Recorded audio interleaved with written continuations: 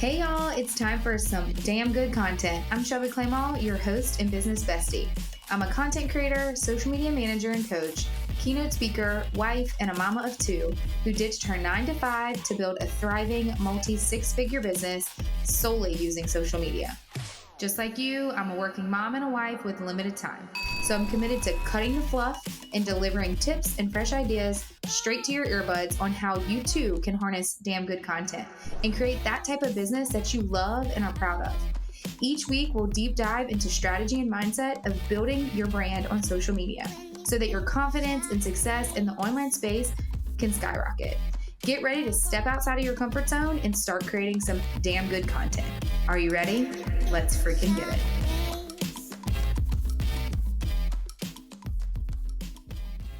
All right, guys, welcome back to Damn Good Content Podcast. I'm your host, Shelby Clement, and today we have my sister and beautiful niece, Etta Jane, here with us today.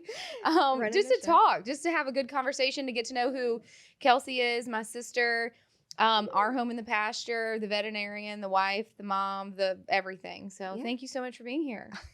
You're welcome. Is it weird for you to talk to me? No, it's not. I mean, you've been trying to get me on here for, as long as it started, but you know what? We made it. We finally made it. And we made it with a baby, huh? We made it with a baby. Etta's going to be here, so you might hear some oohs and ahs behind the scene, huh? Yeah. All right, well, give us a lowdown. Who are you? Let's talk about, first and foremost, that you're a veterinarian. And you're always trying to tell me all the fun things that you go through, and I think it's absolutely gross, but I'm here to cheer you on. So let everyone know who you are and what you do. Yes. Okay. So, so a little backstory, I guess everyone really knows if they've been hanging out that we grew up on a dairy farm. And we loved farm life. I think, it was always kind of like instilled in us to, have animals and love on animals. And I guess moving off the farm, we kind of, got away from that a little bit. And so went through schooling, went through college, never really thought about it. End of college, decided, hey, I might want to go like hang out at a vet's office. And then I ended up meeting my husband, and it was just kind of all full circle. He was in vet school when I met him, and then the rest is history. I got into vet school, and now we live on a farm. So literally, there's animals everywhere. There's animals everywhere. So you could just hug a cow over there. Well, I didn't realize how much cows make me happy until this weekend, and I texted her, y'all, that I just want to hug one, truly, and she said I could. Actually, Matthew, her husband, told me I could go to the farm and hug a calf, but I think I want to get a cow. So yeah, well, I would love to see you out in the field trying to hug one of our cows. Don't document that. I need to document that. So Shelby sees the videos of the cows that basically have been bottle fed that are pets. Well, you sent me one, so you're the reason. And I'm like, okay, they are like sitting on the cow, like hugging the cow, laying down with the cow. That cow is like a dog. Our cows are more like pasture working cattle. So I don't really think they come up to you, do they? They can. Yeah, they will. They're friendly, but they're not like. They don't really want you to like hug and kiss their face. Okay. And also too, if you're listening to this and you don't follow us, we're like kind of the complete opposite, but it kind of makes for the relationship that we have. Yes. Because she's like, which we're going to talk about later, you're our home in the pasture, you bake bread and I just don't, and all that stuff. But where was your turning point, or where did you think that you wanted to go to vet school? Because I don't remember that. And we lived together in college. I know. Like, that's a blur. I know. So I first went to college wanting to be like a dermatologist, a human dermatologist. Oh, I remember that. Yes. Okay. And I don't really know why. Like thinking back on it, I'm like, why did I want to do that? Because like animal stuff doesn't like gross me out, but honestly, some human stuff does kind of like get me a little queasy. But our neighbor Erica. Yes. Our neighbor Erica was a veterinarian, and I don't know why it just like never was brought to my attention. I can be a veterinarian one day. I don't know why. But the more I kind of like hung out with her, I was like, this kind of seems really cool. And then I went and worked for her. And then I went to work at another clinic in Baton Rouge. And I was like, okay, this is what I want to do. And so just took more animal science classes at LSU. And do you remember my cow at LSU that I used to walk around?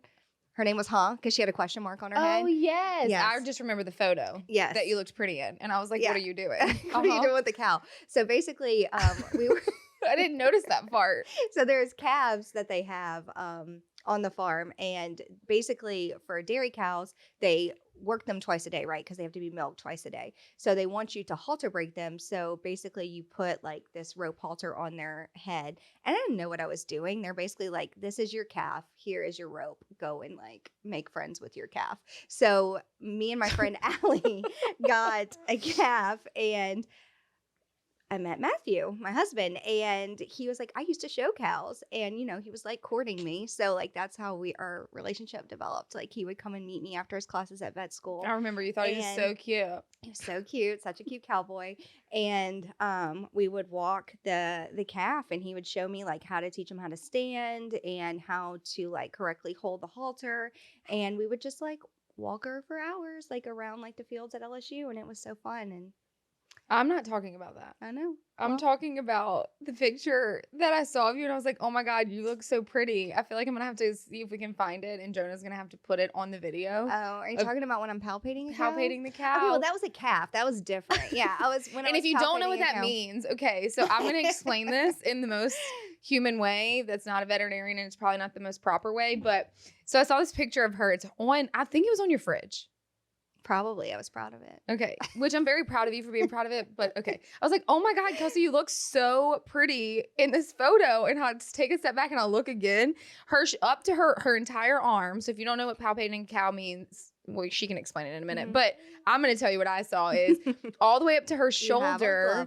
You put a glove on and you stick your hand all the way into the butt? Yes, to the like rectum. Yes. Yeah, so like she has a picture on her fridge. I'm like, oh my God, you look so pretty, but what are you doing to this cow? Yes, so you palpate them to like feel their uterus and their ovaries, and also to like check if they're pregnant or not, which is like really cool. So you can is really cool. You can feel the baby and everything. So I was just really excited because I mean it sounds so crazy, but I was so excited because like I actually like knew what I was palpating and feeling, and like I don't know, it's just really neat. Like, I think it's so cool. I really do, because last night we went to dinner, y'all, to have a beer because mom life. We'll get to that too. But she was like, I had a really cool day, but I don't want to tell you because I know you're gonna get grossed out. I was like, no, you could tell me. Oh yeah.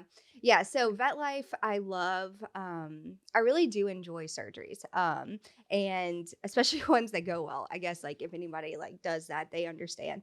But basically, like, I had a patient where I had a really cool surgery, and I wanted to show Shelby a picture, and I'm always asking her, I'm like, look what I did. Like, if a dog comes in with, like, a cut or laceration, or, like, if I have to, like, take something off of an animal, even if it's, like, a limb or something, I'm like, look how cool, look what I did, you know?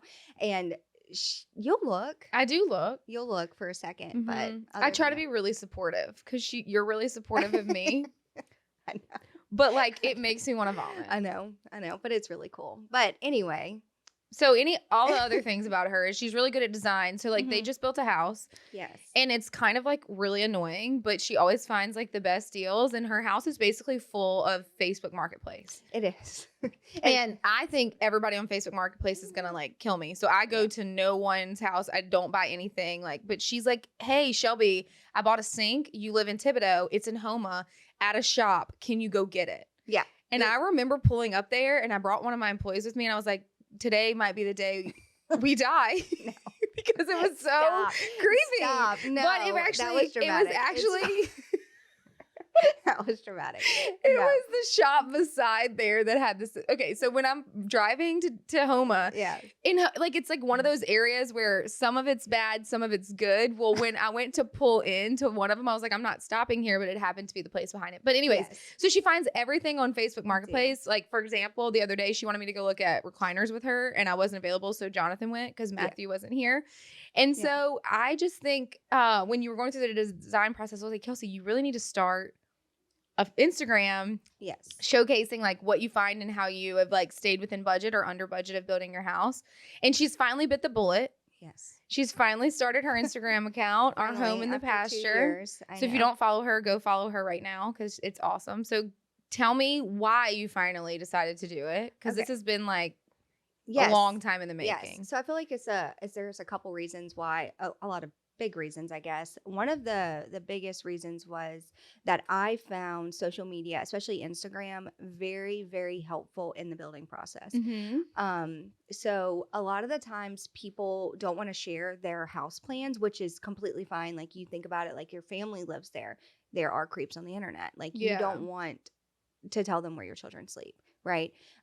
But the ideas of just like a quick video of like the details or how certain things are laid out were very, very helpful for me. Like, there's a certain amount of like exposure, I guess you would say, that's like beneficial for people that are trying to like design and get ideas, because like Pinterest can be overwhelming. And I'm sure Instagram can be too. But if you find those homes that you really like and you kind of look deeper into their photos, like, okay, I really like their built-in, or okay, I really like their molding, or look how they did, beaded board here, or shiplap here, or look at their faucet. And a lot of times they'll link it and they'll answer those questions. And I wanted to be a source of that, just because I felt like people were really, really helpful for me in those areas. And then also the thrifting. First of all, I feel like you have to have common sense. Like, you have to have common sense with it. I get a lot of my stuff, yes, off of Facebook Marketplace. A lot of it is off of from other like antique or thrift stores. But Facebook Marketplace, you have to be smart, right? I mean, if the person looks sketchy, so basically you can search different things. Say I was looking for a sink. So I was looking for a utility sink, but I wanted like the farmhouse, like backing on it. I wanted the deep, laundry room sink. We didn't have $1,500 to pay for a laundry room sink, right? Like a cast iron sink. So I found one on Instagram, on Facebook, and asked Shelby if she could go and get it. So basically this person moved into this house and that wasn't her style. And she was selling that and the faucet on the sink, which was like a gooseneck, beautiful porcelain knobs, for $300. And I was like, oh my goodness, like, Shelby, can you go check it out? Can you bring Mr. Mike with you or something? I always feel like you always need to have somebody like come with you. Yeah. But also just look at their profile too. You can look on Marketplace when you like press on something, you can look under their profile and see like their reviews and also like what they've sold previously. And as long as you're using common sense, like, don't go into someone's house by yourself. Right. Don't go into someone's house. A lot of times they'll leave it outside. You can pay them through Venmo. Like, there's ways to get around it. But yeah, so Marketplace finds, and then also just like having more children and like living on a farm, and also just like the world, I don't know if it was like COVID or what really like struck this and like sparked something inside of me, but like to become more sustainable and to teach people that it's not a lost art to be self-sufficient. You don't have to have a farm. You don't have to have a large piece of property to make bread. You don't have to do sourdough bread. You can make your family just regular bread using different types of yeast. And it really is simple to do. But I just really enjoy that. And I enjoy sharing that with people, and also like teaching your children. I think that's a lost art. I think that's a lost art right now too, because of all of, the technology and everything that's out right now. I'm so proud of you, because she's finally starting to showcase everything. And like a lot of what you said a while ago is like, it is scary to show where you live or where your house is. And I live my life on the internet. So like there's two things. Like where we live, they name like our houses. Like we live all on acreage. So everybody around me lives on acreage. And so they name their driveway. And so like for a long time, they were like, well, what if y'all did like the Clement Chateau or something like that? And I was like, I don't want my name anywhere on it for safety reasons, just in case someone like figures it out.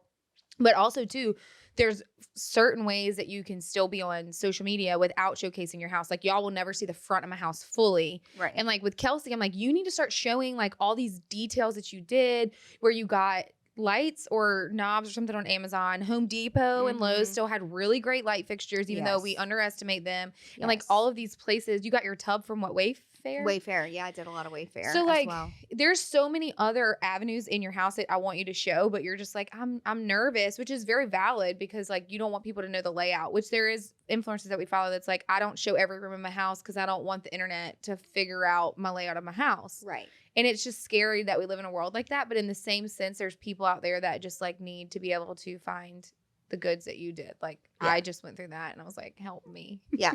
Yeah. I know. Well,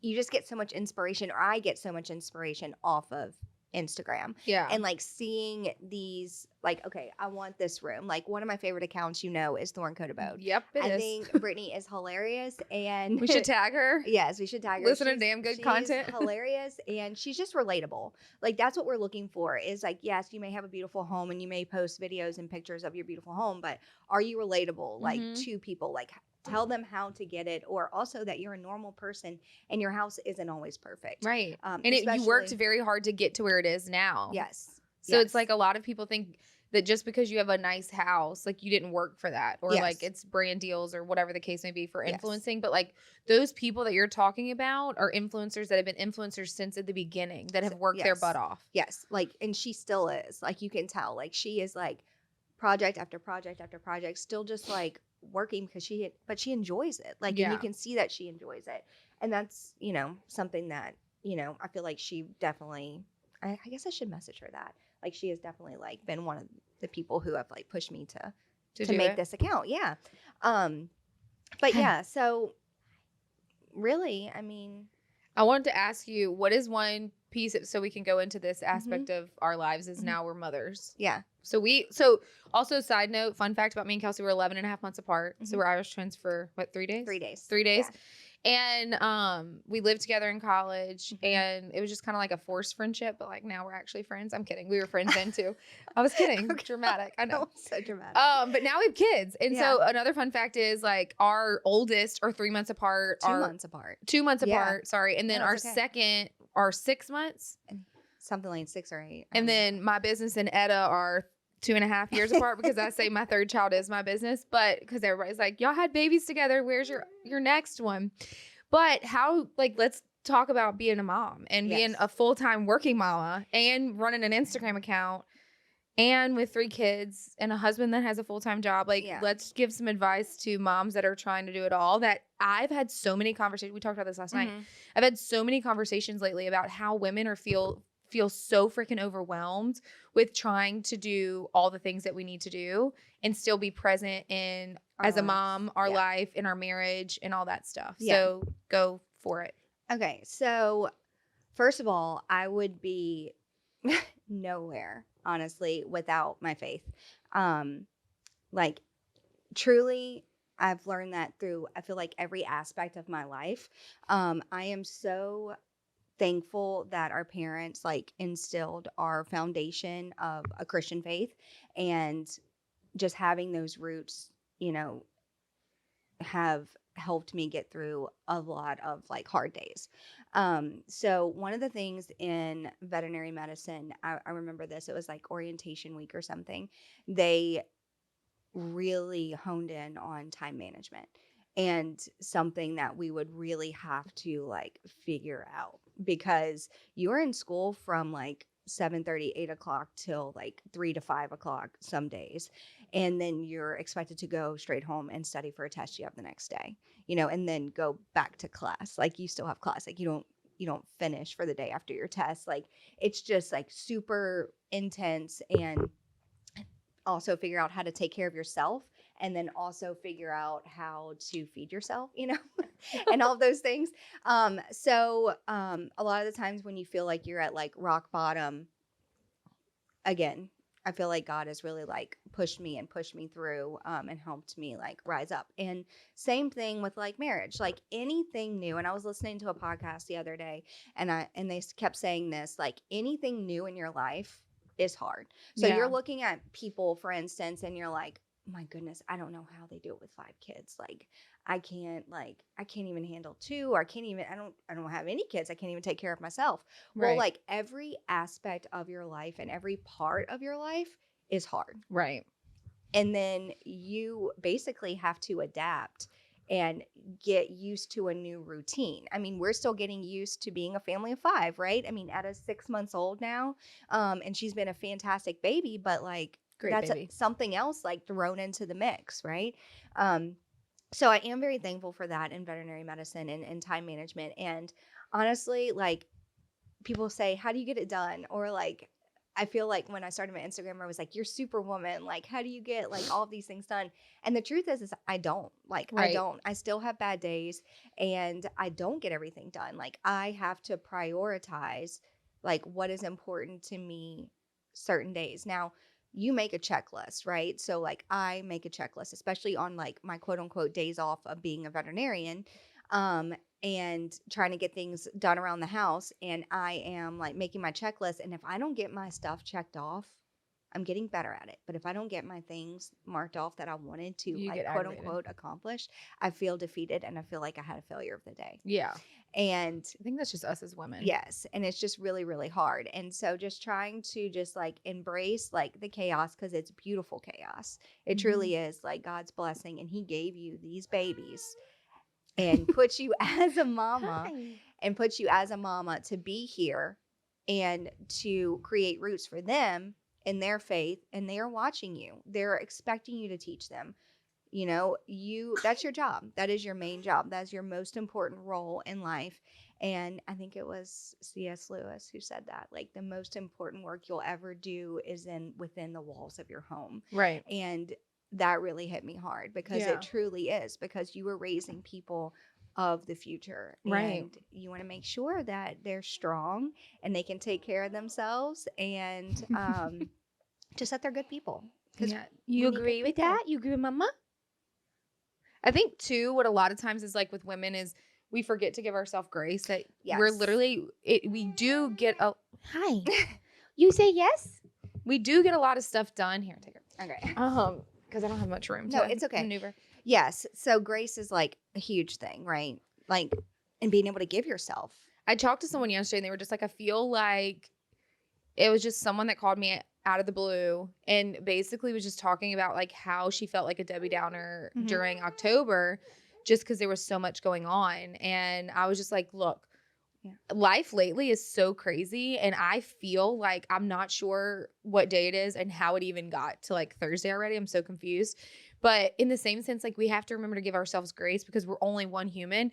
And as long as we teach our children the right way, teach them what we believe, teach them everything that we can in order to survive in the world, then we're doing a good job. Yeah. Even though we're not getting all of our stuff done. And I know we talked about this yesterday, is that we're getting so overwhelmed with everything that's going on. But I also think it's this time of year. Yes. This time of year with the holidays and having to be spread so thin with like so much going on. So I think that mamas, if you're listening, especially it's two moms, it's okay. It's two moms that work full time that have a lot of children. Well, I only have 2, but I feel like two. We have 5. We're going to say we have 5 together. And running a business and just doing things and we feel like we fail all the time, but in reality, we're doing the best that we can and you're doing a good job. You are doing a great job. Like you truly are. And I'm like full of quotes today, I guess. Yeah, give it to us. This is, it's the things that like actually like push me and like help me get through the day. Like, cause this is a big thing I feel like women, especially mothers, like struggle with is comparison. And comparison is truly the death of joy. Like if you compare yourself, you feel defeated and your joy is gone instantaneously. Like instantly. Wait, so you were with John the other day going to get Facebook Marketplace stuff. And like, I was having a really bad day. Yeah. Something happened and I was really sad. And you said, what's your quote? So Matthew's grandmother, Grandma Green, we call her, her famous like words of wisdom were, don't let the devil steal your joy. Because, you know, people truly, unfortunately, can sometimes get a lot out of stealing your joy. And that's not God within them, like picking you up and lifting you up and giving grace, you know. That is truly like the devil sneaking in and trying to make you sad and not allow you to be happy and be happy in this life. So that is a famous quote, like don't let of Matt's grandmother. Literally Kelsey told me that Yeah, morning. I And did. then that afternoon, John sent me that text, the exact same words. And I was like, you're with my sister, aren't you? And he was like, yes. And I'm like, it sounds like her. But I mean, that Yeah. is so true Yeah. because one little thing that upsets us, we let ruin our entire day, which it's obviously a work in progress for me. But Yes. like, I think it's for everybody though. That's for everybody. It is totally a work in progress for everyone. You know, and it's just those little quotes and those little like moments where I remember that, and also like faith it till you make it. Like it's truly like things that like help me get through the day. I know people that like take those quotes and, you know, they'll tape it to their bathroom mirror because it's easy to forget. It's easy to get caught up in the hustle bustle of the day and, you know, your children, and sometimes you just have to take a deep breath and yeah. I like what enjoy you it. said a while ago is like everybody shows just like a preview of their life and we fall short to comparison all the Yes. time. And in the sense of like, the internet sucks, truly. I mean, obviously that's what I do for a living. And I Yeah. say it all the time is like, I love what it does for your business and your brand, but I hate what it does to your mental state and like what it could do for your kids. And so in the sense of like, if you can put your blinders on also and just like stay focused in the goals that you have and that you want to do. So like you are to empower women to live in faith and to be able to be self-sufficient at home, even if they don't live on a farm and like all that stuff. And you're not comparing yourself to others that are doing the same thing. And you're just building your community. That goes for anyone that's chasing their dreams in the sense of like being on the internet.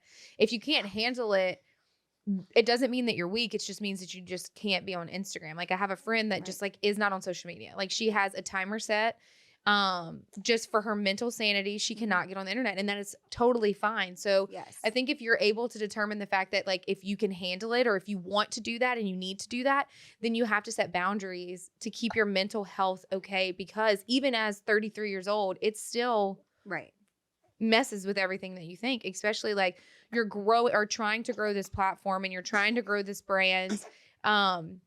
And you see other people that are doing the exact same thing as you, and your style is the exact same or better. It's just different. And you're like, why am I not growing that much? So the fact if you put blinders on and understand that this is the path you're supposed to be taking, and it's supposed to be a journey of like the longevity, not some kind of like short satisfaction, then you're going to be golden. And it is okay, because we talked about this last night too, is it's okay to take a break. Like if you feel stuck and you feel like you don't know what you're supposed to be posting or what you're supposed to be doing, or you don't feel called to actually get on and tell stories. Like I know I preach get on stories all the time to build your community, but if you don't have anything to say in general, you don't have to get on it. Like you don't have to fake it.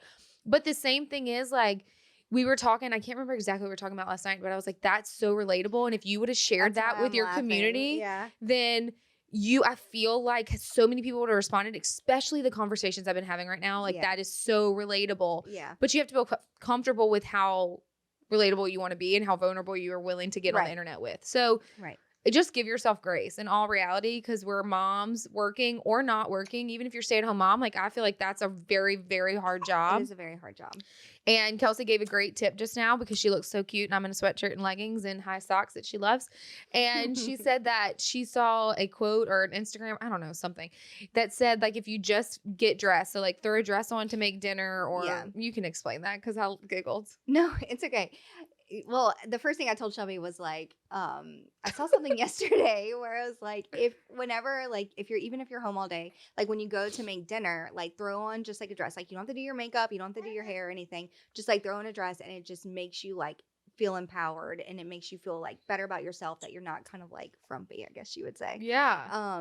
And that way, like not doing it for your husband, because I know people will like come at me for that. Yeah. But like just like for yourself, you know, and you know, all in all, it makes whatever. Anyway, so I was telling Shelby that, and she started laughing, and I was like, well, also like, this is for my like stay-at-home moms. Like, I'm sure you guys can relate. Yes, you're gonna have some days where you're like in your pajamas all day. The kids are in their pajamas all day, but then there's other days where you like, I need to get dressed. Like if I just get dressed for the day, and I mean, you don't have to get in a dress, and you don't have to like, go anywhere. You could just stay at home. Just get dressed. Like put some concealer on, because we all need it right now. And put some concealer on, maybe some mascara, and like just again, do it till you make it. Right. Like you got it. But I love what you just said too, like backing up a second about like you don't have to be on Instagram doing it. And you do not have to do it all, because that was one of the things like already, and I've only had my account for like 4 months or something. And that's one thing that I've gotten from a lot of people, like, how do you do all this? Like, you're super mom, like going back to that, like I pick and choose what I want to do. Like, and I don't do it all the time, like last week, Matt was out of town for the whole week. Like, I was like, we are picking up dinner. Like, I don't have time. Or I invited you over for dinner. She said, nah. We're having breakfast for dinner. Like, mom is in full survival mode right now. Right. Like, and other days I'm like making 2 meals and like freezing it and making like 5 loaves of bread. I don't even know how I did it all. It's just, but you random, enjoy that. But I enjoy it. And that's also my, therapy, I guess you'll say, like doing that and taking the time of that. And yes, I get interrupted. It's not all perfect. Nothing in my life is perfect with that. But anyway, I feel like too, don't feel like you have to bake bread after this. I thought it for a second. I don't know. I felt like I did something. What did I do? You made muffins and you made the peanut butter balls. Oh, and I made the protein banana. Peanut butter. No. Pancakes, like literally an egg of banana, like and oats or whatever. My kids hated it, so I was like, I'm done. It was like a week of like trying to be Kelsey, and I was like, no, I'm good. I'm just gonna ask her to make me all the things. Yes. But yeah, I mean, it's just kind of like the same thing you said. I think it was in your last podcast. Was it's just things that like spark your interest. Like you went to your conferences and you saw Jasmine Star on the stage, and you're like, if she can do this, I can do this. I was on Instagram and I am fascinated with like the home design and like decorating and figuring out how like room flow and thrifting and being like, okay, I can buy this and make it look like this. I can get this same look for like $1,000 less, Yeah. I love that. And I also saw people making bread. I'm like, if they can make bread, I can surely make bread. And that's like something that, you don't like, again, you don't have to do sourdough. You can just do simple things because I guess seeing that we buy bunny bread and seeing that bunny bread after 2 weeks is like no mold, and also tortillas that have been in your pantry for like a month still have no mold and they're scary. fine. Yeah. It's just all of the products. And so, I mean, one thing that I heard one time that I feel like was really like beneficial, and I hope this is beneficial for others too, is like you do not have to be perfect with the ingredients and the products, but as long as you live like maybe by the 80-20 rule, like 80% of the time feeding your children like vegetables and home cooked meals and sustainable things that are good for their health, and then like go through McDonald's and get a Happy Meal. Like it's fine. Like my kids thrive on Happy Meals. They love like, my kids just got introduced to a Happy Meal and they love it. I mean, no one's going, I mean, that's your decision and it's your sanity. So, well, if you're coming to Damn Good Marketing Live, she is giving out to the swag bags the bread recipe. Yeah, it's not a sourdough. It's really easy. It's that's what we need. Yeah. Mm-hmm. Yeah. Well, and tell so them what it it's is. just like a simple bread loaf. And all you really need is, like water, honey, salt, flour, and active yeast. And that's it. And well, I don't have that part. Are you going to teach people how to make that? Oh, you just buy it. It's in a packet. Oh, cool. Yeah. It's in a packet. You just dump it in the warm water, let it foam up, add your ingredients, mix it together, and there's your bread. Voila, I'm gonna make it. I'll report back. You literally sit it out on the counter for 4 to 24 hours, and then you like put it in on a piece of parchment paper, put it in the oven, and you look like a. I'm doing it. I'm gonna tell everyone I just made it from scratch. There you go, and you will, because that is from scratch. Well, thank you so much for being here, Etta Jane. Did you have fun? I say, yeah, girl. When she's here, y'all, her debut on a podcast. Okay. No, thank you. Thank you for being so patient with me and getting me on here. And I'm so proud of you for this too. Well, y'all go follow Our Home in the Pasture. We'll put it in the show notes, but it's freaking great. Yeah. And she needs to, I'm going to push her to keep sharing more relatable things because I feel like you do have stuff to talk about. You just don't do it. Yeah, I have a lot of stuff to talk about. It's just when am I going to do it? I know. All right. Well, thank you so much for being here, guys. And if you like this episode, please review it and share it and like all the things. And until next time, let's freaking get it.